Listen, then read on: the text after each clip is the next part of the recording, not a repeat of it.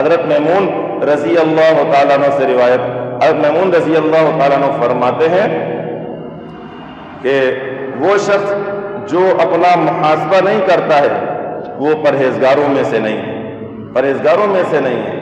اسے کیا پتا، پرہیزگار تو وہ انسان ہے جو اپنا محاسبہ کر کے زندگی گزارے۔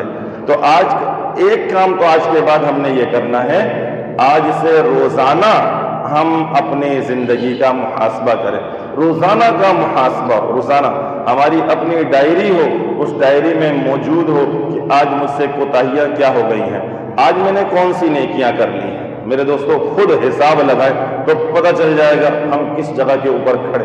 آج ہم کہتے ہیں نا ہمیں نہیں معلوم ہے مرنے کے بعد کیا ہوگا، جنت میں جائیں گے جہنم میں جائیں گے، نہیں پتہ ہے، نہیں پتہ ہے۔ تھوڑی دیر کے لیے جب اپنے چارٹ کو دیکھیں گے خود ہی فیصلہ کر لیں گے، خود ہی فیصلہ کر لیں گے۔